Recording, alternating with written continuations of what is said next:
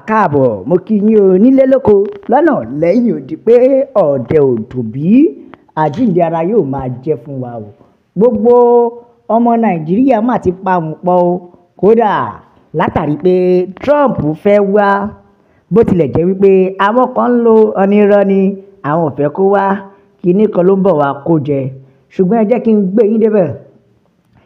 Arákùnrin kan ni o tó jẹ́ ọmọ Nàìjíríà ṣùgbọ́n tó wà ní ìlú US lọ́hùn yẹn United States.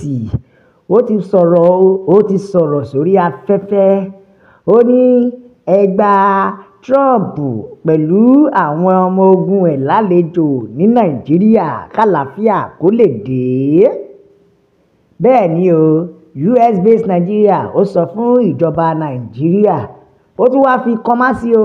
Ó ní ẹnikẹ́ni tó bá tako wíwá Trump lórílẹ̀‐èdè Nàìjíríà, ó jẹ́ pé ọ̀tá orílẹ̀‐èdè ni, ọ̀tá Nàìjíríà ni pẹ̀lú. Ta ló sọ èyí? Bẹ́ẹ̀ ni o, Prince Will Odidi ni o. Ó ní nígbà tí ọ̀pọ̀lọpọ̀ ọmọ Nàìjíríà tó ń ronú ní èròǹgbà pé gbogbo bí àwọn agbésùmọ̀mí ṣe ń pa wọ́n káàkiri orílẹ̀‐èdè Nàìjíríà yìí, wọ́n ní ó pọ̀ gan-an débi pé wọn ò tún fẹ́ kí another problem kó tún wá. We never wanted additional economic sanction on Nigeria as we fear it will be hurt the common man. Àná, yesterday, Trump suggested possibility of US military intervention. Ó wá ní òun fọwọ́ sí, òun fi gbogbo ara sí látàrí pé Trump lòun fẹ́ wá. Ó wá tún wá tẹ̀síwájú o. Ó ní mo rò pé ó jẹ́ kí gbogbo ìjọba Nàìjíríà àtọmọ Nàìjíríà kó máa jó ni, kó máa yọ̀ wípé orílẹ̀-èdè US wọ́n fẹ́ dá sí pípa àwọn bókobòko rẹ́ lórílẹ̀-èdè Nàìjíríà àti àwọn agbésùmọ̀mí pàápàá jùlọ àti àwọn Fúlàní dáràndáràn tí wọ́n ń gbé AK-47 káàkiri yálà lókè òkun ni, yálà ní ìlà oòrùn ni, ìwọ̀ oòrùn ni tàbí gúúsù àti àríwá. Ó ní ó jẹ́ kí ọmọ Nàìjíríà àti ìjọba Nàìjíríà kó máa jó, kó máa yọ̀, kó máa gbá yùmùyùmù ni o. Nítorí náà, ṣùgbọ́n ó wá fi ṣùgbọ́n sí i. Ó ní tá bá wá rí ọmọ Nàìjíríà kan tàbí ẹnikẹ́ni kan tó tako wíwá Trump, tó ní kí Trump má wá, ó ní ọ̀tá ìlú ni. Ǹjẹ́ ẹ gbàgbọ́? Ṣé ẹ gbà pẹ̀lú mi pé ọ̀tá ìlú ni? Ó ní ọ̀tá ìlú ni o. Nítorí Donald Trump on a possibility of military intervention in Nigeria, ó dá lójú ni ló ṣe fẹ́ wá sí orílẹ̀-èdè Nàìjíríà pẹ̀lú àwọn ọmọ ogun ẹ̀ láti ṣe kíni, láti tackle insecurity. Ṣùgbọ́n ẹ mọ̀ wípé ọ̀rọ̀ orílẹ̀-èdè Nàìjíríà bá a bá ṣe ń gbé sókè bẹ́ẹ̀ làwọn kan á máa rẹ̀ wálẹ̀. Àwọn kan náà sì mọ̀ ní kí ló ṣe gan-an. Ara ẹ̀ náà ni arákùnrin yìí sọ. Ó wá tún fi èpèlé pé tá bá wá ẹnikẹ́ni tó ní kí Trump má wá, àjẹpọ̀ tá ìlú ni o. Ẹ jẹ́ ká àtẹ̀jíṣẹ́ àwọn èèyàn, ẹ já gbọ́ ọ̀kan tí àwọn ènìyàn sọ. Bẹ́ẹ̀ ni o, Eric ó ní ọpẹ́ o, Olúwa ṣeun o, Ọlọ́run ti ń gbàdúrà wa ọjọ́ pípẹ́.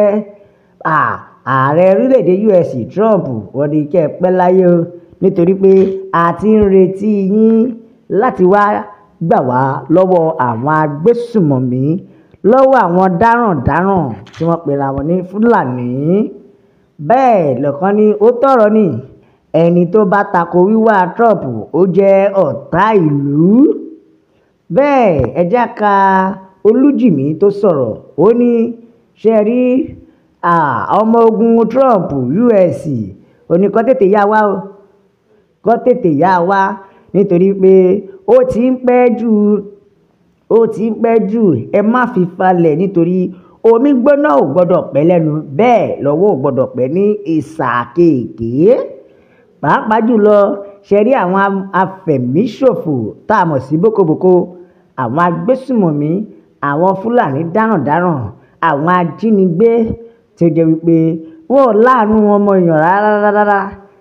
Ìpààyàn ó ti jẹ́ normal thing fún wọn. Bẹ́ẹ̀ nìkan ni èmi fọwọ́ sí o wípé kí orílẹ̀-èdè US kó tètè wá kó wá dẹ́kun kó wá fi ìwà ìbàjẹ́ kó wá fi ó tó gẹ́ fún àwọn bókobòko fún àwọn agbésùmọ̀mí tí wọ́n pa wá lórílẹ̀-èdè wa. Bẹ́ẹ̀ nìkan ni ó mà ga o. Òní ìṣẹ̀lẹ̀ ni tó ń sọ̀rọ̀ yìí má gbàgbé pé ilẹ̀ Nàìjíríà ní ilé rẹ o, múra dáadáa. Ibẹ̀ làwọn èèyàn ti fún lésì pé á jẹ́ pé wọ́n tó ń sọ̀rọ̀ yìí agbésùmọ̀mí ni ẹ́. Ó pẹ̀lú àwọn tí arákùnrin yẹn sọ wípé tó o bá tako wíwá Trump á jẹ́ pé agbésùmọ̀mí ni ẹ́ nìyẹn, ọ̀tá ìlú sì ni. Bẹ́ẹ̀ ẹja gbọ́ nǹkan tí ọ̀gbẹ́ni yìí sọ. Ó ní tí agbésùmọ̀mí tó jẹ́ olórí àwọn agbésùmọ̀mí tí ò bá tètè wá wọ̀rọ̀ kan fi ṣàdá, Trump ti wọlé tán o. Pàápàá jùlọ ìjọba bàbá Bọ́lá Tinubu wọ́n ní kí ẹ tètè dá Nnamdi Kanu sílẹ̀ o látọwọ́ àwọn DSS. Bẹ́ẹ̀ ẹja tún ka àtẹ̀jíṣẹ́ ẹlòmíràn. Ìkan ló gbé mi débẹ̀ yìí o. Oníṣẹ́ fẹ́ gbọ́ àwọn ènìyàn burúkú pẹ̀lú ìjọba wèrè tí wọ́n ń ṣe. Ẹ wo ìkan ló sọ̀rọ̀, ó ní ẹ fi Nnamdi Kanu sílẹ̀. Bẹ́ẹ̀ ni o, nítorí kò kí ń ṣe agbésùmọ̀mí, kí wá ló dé tẹ́ ń dúnran agbésùmọ̀mí mọ́. Ó ní àwọn tó jẹ́ kẹ́ ẹ mú gan-an níṣẹ́ lẹ fi wọ́n sílẹ̀ tẹ́ ò mú wọn. Àwọn tí ò wá jẹ́ kẹ́ ẹ mú lẹ̀ wá ń lé kiri ẹ̀yin ìjọba Nàìjíríà. Ǹjẹ́ ẹja tún ka àtẹ̀jíṣẹ́ eléyìí ló sọ̀rọ̀. Ó rí ṣó dìgbà tí àwọn agbésùmọ̀mí bá wọ Aso Rock Àbújá lọ tí wọ́n ju àdó olóró síbẹ̀, pàápàá jùlọ pẹ̀lú Lagos Seaport Airport, Lagos Third Mainland Bridge, Lagos Alaba Ladipo.